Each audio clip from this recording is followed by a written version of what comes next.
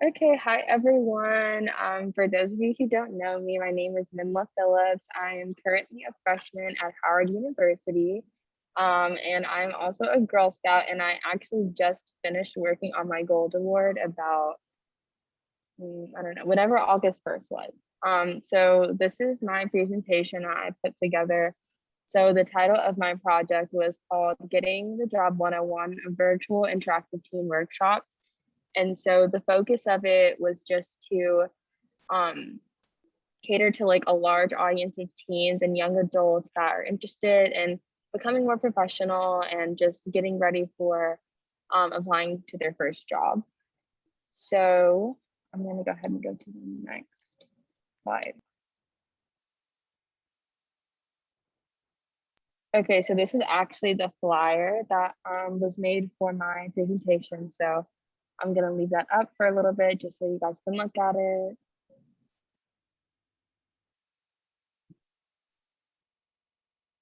Okay, so we're gonna go to the next slide.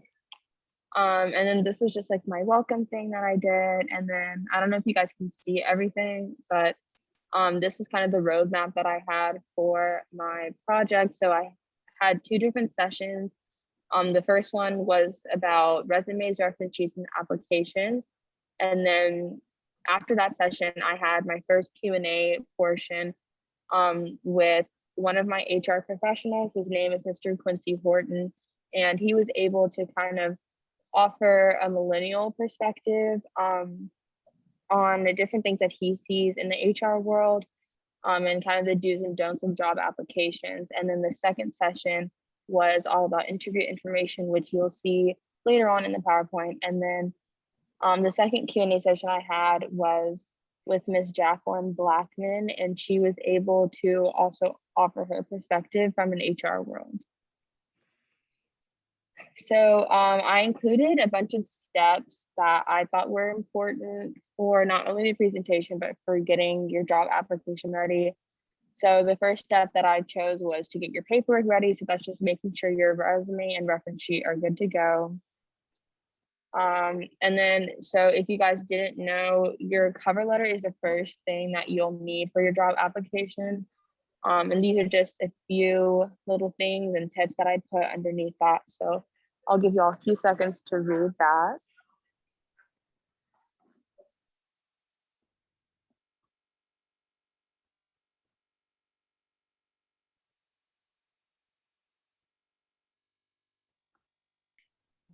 Okay, so we're gonna move on to the next slide. So I made sure to include, this is like a good example of a cover letter. And then I kind of did like good and bad examples for each little piece of paperwork, just so people can see what to do and what not to do. Okay, and then so the next piece of paperwork that you would need is your resume. And then I included a list of things that are really good to put on your resume. And then once again, I have a good example of a resume. So as you can see, they have all the qualifications and everything. And they have like their experience. So that's what makes it a good resume. And then I included the next piece of paper you would need, which is the reference sheet. Again, I put like tips on what you would need to make sure that that's complete before you submit it.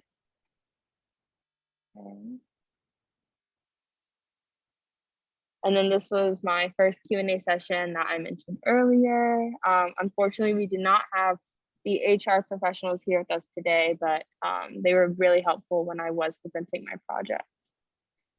So by now, step 1 and step 2 have been completed. So I moved on to step 3, which is preparing your responses.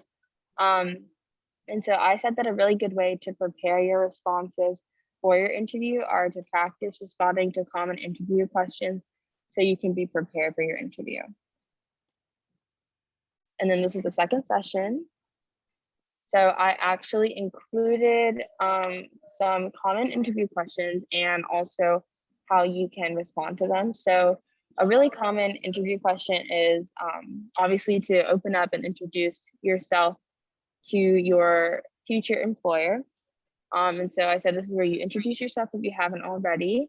And then so I included like a little example. So I said, my name is Minla and I really like to make coffee. And then just during quarantine, I picked it up and like explained why it's something I like to do.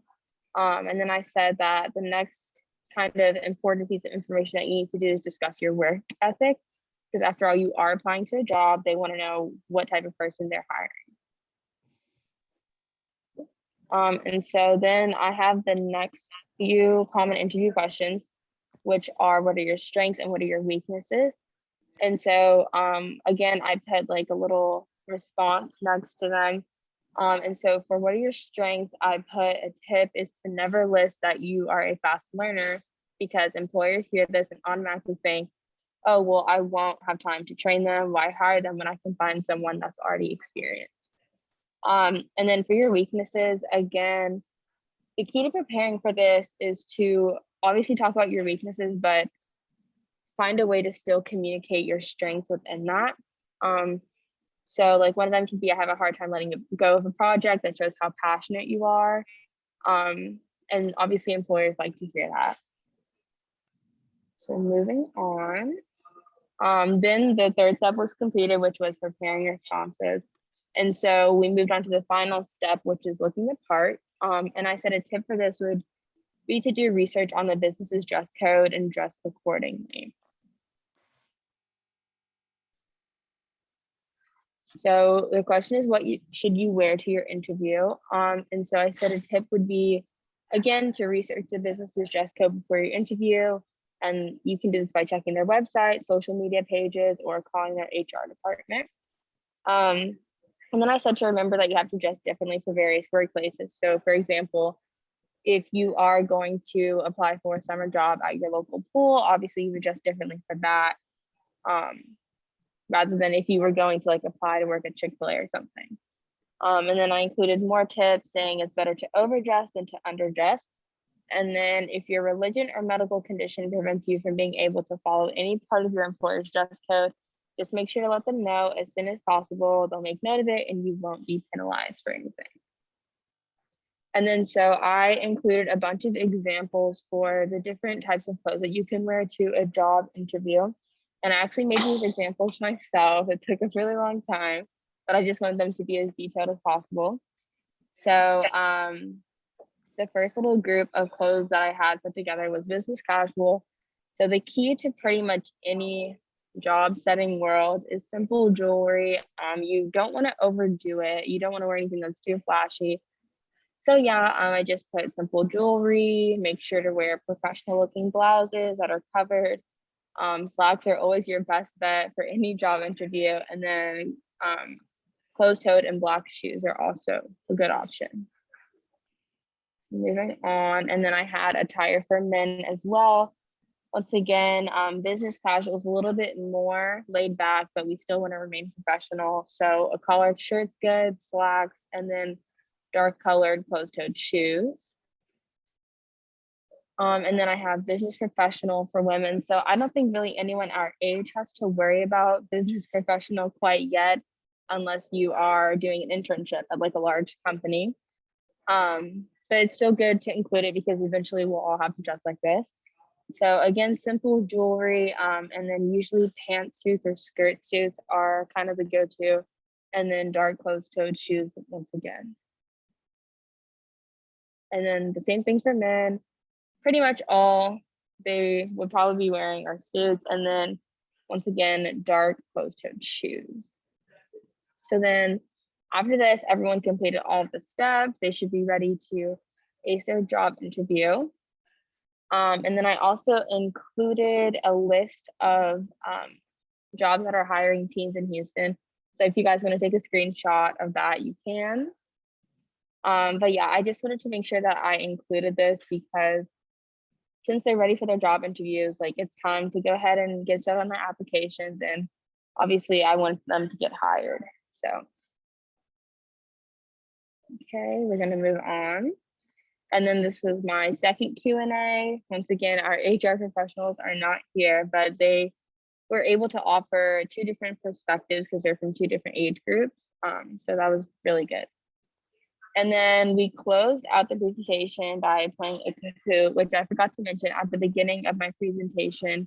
I had a beginning survey that all the attendees took so I could measure how much knowledge they knew about this coming in. And then the Kahoot was to measure how much they learned from the presentation.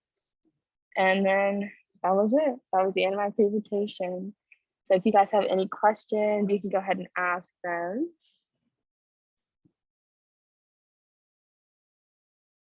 Do I need to have a different email for a job application?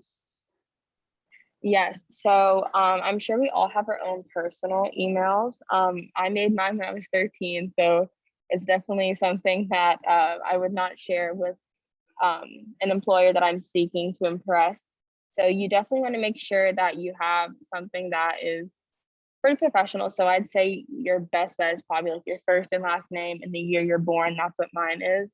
Or just something along the lines of that, but we don't want anything saying like magical or my favorite, fill in the blank, anything like that. So definitely have a personal email and a professional one. Okay, I didn't know that. Thank you. Mm-hmm. How early should you arrive for your interview? So I would say your best bet to arrive for your interview is, I think at the most 30 minutes. You don't want to arrive a whole hour early and just be sitting there in the parking lot. So I think 30 minutes is good. I said in my Kahoot, like a 15 to 30 minute interval, because it'll still give you enough time to get all of your like pre-meeting jitters out. You can have time to go over your interview questions. But yeah, don't arrive too late. 5 minutes is too late, but also don't arrive too early. So I'd say about 15 to 30 minutes early.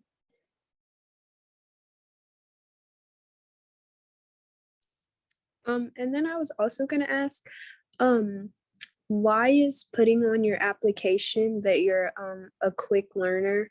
Why is that a bad thing? Because I was told that that was good, like by my Mimi, and she's been doing like business things for years, and she said that was something good to put. Yeah, no, I mean, it can be a good thing. It's just a lot of companies might see that and think, okay, well, great, you're a fast learner, but think about it. If you have someone who's already equipped with all the knowledge and everything that they need to get the job done, they would much rather hire that person rather than someone who they'd have to train, if that makes sense. Does anyone else have a question?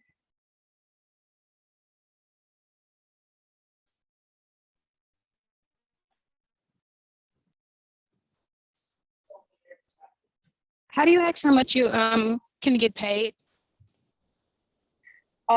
So I know for the job applications I filled out, you can have like a suggested salary that you would want to start off being paid with. Now that isn't always honored.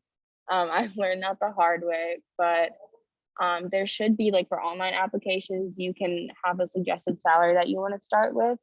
And then either the company has a set one or they will honor what you ask for. I have a question. Mhm. How did you choose your topic for your Gold Award? That What is a led great you to that topic? question. So, as we all know, the Gold Award, you have to choose a problem that you are passionate about. So when I first started this project, I was actively looking for jobs because I really wanted a summer job.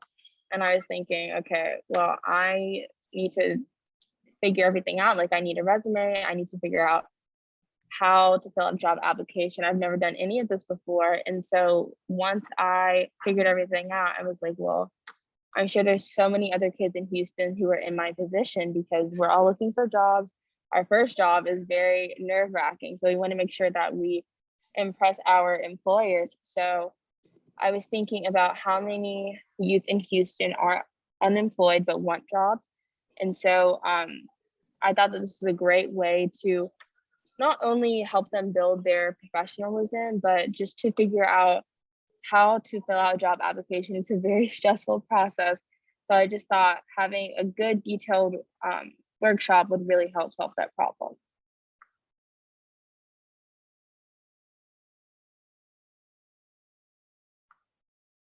Anyone else have any questions? And how long did it take you to complete your project? So I actually had a little bit of a unique situation. So I started my project the summer before my senior year.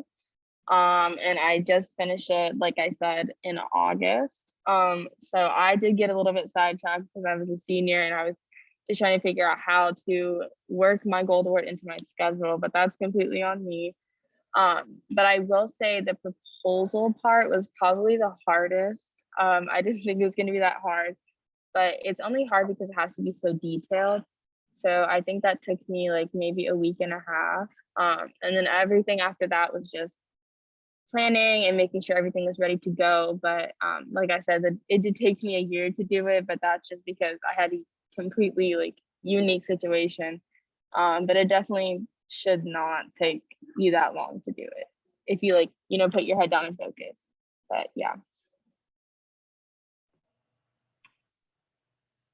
Yes.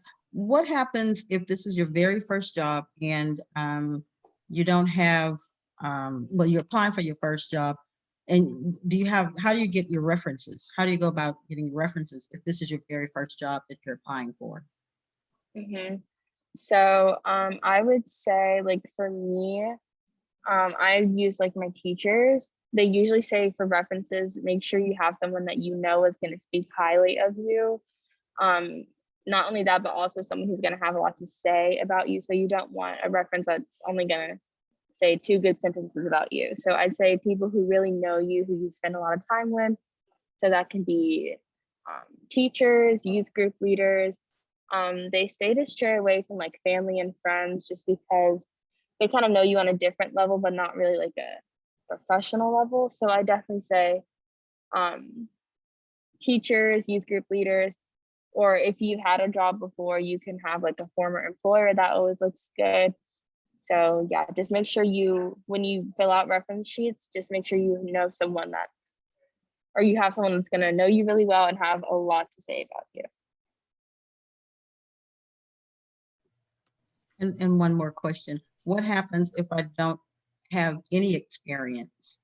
How do I let the employer know that, yes, this is my first job. I don't have any experience. So what can I say to them, or what can I put? Do I put like I volunteered somewhere, or how can I work that in? So, like I said, a lot of employers know that when they hire teens, a lot of teens are going to be inexperienced, and this is going to be their first job. So when it says, please list your experience and you don't have any, that is where you can go ahead and talk about like other things you've done. So like if you volunteered somewhere, you can talk about that.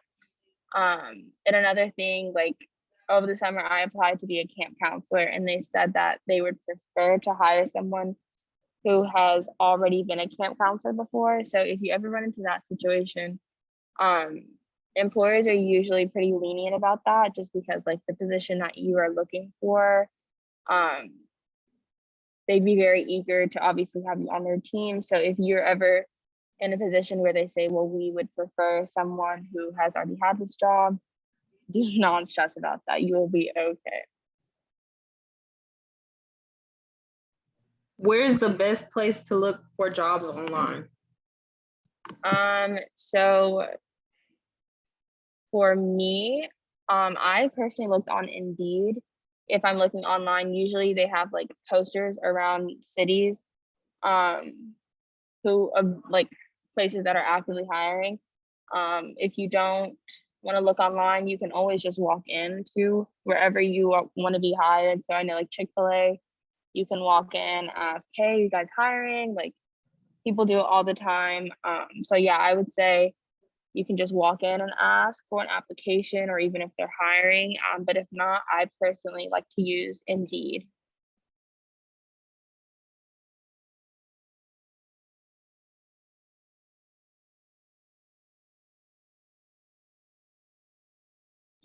Okay. Well, if no one else, oh, go ahead. How long should you have to wait to check back with the job to see if you were hired? Okay. So I would say give it a couple of days. I would say probably 3 is a good minimum start. Just because you don't want to email them back the same day because there's no way they've had time to process your interview and everything. And there's always other people competing for the same job. So I'd say 3 days is a good minimum just to go ahead and check in just in case you haven't heard anything back. Do you have to wear heels to an interview? You do not have to wear heels. I would say really any form of just closed-toed, dark-colored shoes. So, I mean, I personally don't really like wearing heels that much. I want to be comfortable. So if you have like a nice pair of black flats, that always works. But definitely dark closed-toed shoes are your best bet.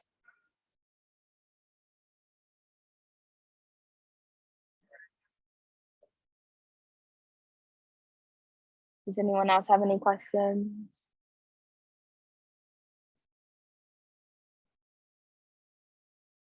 Okay, well, that was really it. I just wanted to kind of give an overview of my presentation. And so I guess I should talk about why I wanted to do the Gold Award in the first place. So, like I said, when I started it, I was a senior and I wanted to really make sure that I finished, or when I graduated Girl Scouts, that I had this on my list. Because we all have our silver, our bronze awards, but the gold award is like the most highest achievement in Girl Scouts. And it's so much work and it's a lot of fun. And just to be able to say that in the end, you had this accomplished, I mean, it's going to follow you so far in life. So if you guys are thinking about starting it, I would definitely say it's such a good decision. Go ahead and start it now, you know? So yeah, I just think it's a really good thing to have not only on your resume, but just in your life because it will take you so far. But yeah, I just want to thank you guys so much for coming to hear me talk about my presentation and just talk about the importance of the Gold Award. If anyone else has anything to say, you can go ahead and mute. If not, that's totally fine. I was gonna say, so besides just like the title of saying you have the Gold Award, what exactly does it do for you? Like specifically, just so that if someone did want to start back up and do this and get the Gold Award, like how does it benefit you? So I will say one of the biggest takeaways that I got out of completing my Gold Award was definitely leadership skills. I know we've all done like group projects before and we have like different group managers and stuff like that, but your Gold Award, like you are completely in control. Like you come up with a problem that you want to solve, you come up with how you're going to solve it. Like it just really helps you build your independence, which of course something that you're going to take for the rest of your life. You're going to be independent. And I just think like, you know, once you guys get to college, you have to be independent. This has definitely helped me be more comfortable on my own. And once again, leadership skills, like I know now how to delegate different groups and different people into doing different roles. And of course, you're going to take that into a job setting once you guys get there. So yeah, and then at the end of the day, you're going to feel good about yourself because this is something that you've completed. You completed your own project. Don't forget to mention scholarships. Yes, once you finish your Gold Award, you can also be entered into Girl Scout scholarships, which are very important in college. So yeah, I'd say if you're thinking about it, definitely go ahead and start brainstorming your ideas, and you know, find a sponsor and get started. And they're good for other scholarships, not just Girl Scout scholarships.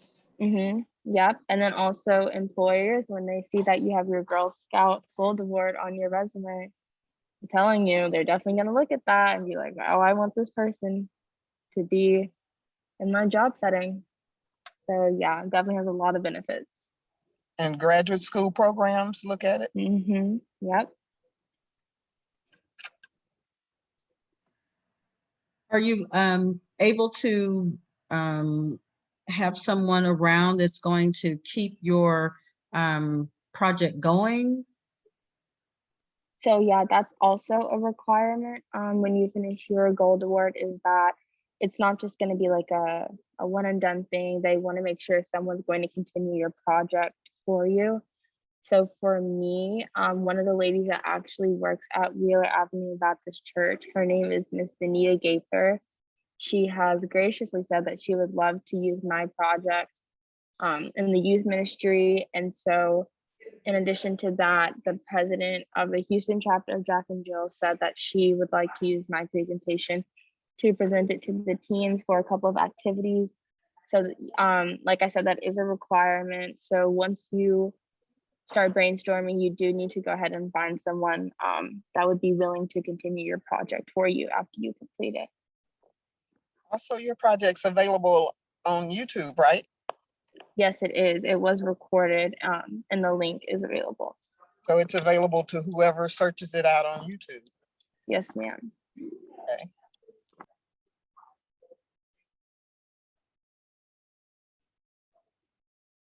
All right. Well, if no one has anything else to say, I just want to thank you guys so much for coming out. I know it's during the week and it's late, but like I said, just thank you guys so much for coming out and listening to what I had to say. And I hope you guys, if you do start your Gold Award project, if you need help, I'm always available. You guys can talk to me or ask me if you have any questions. But yeah, thank you guys so much for attending. Have a great rest of your week. You too. Thank you. You too. Of course. Thank you guys.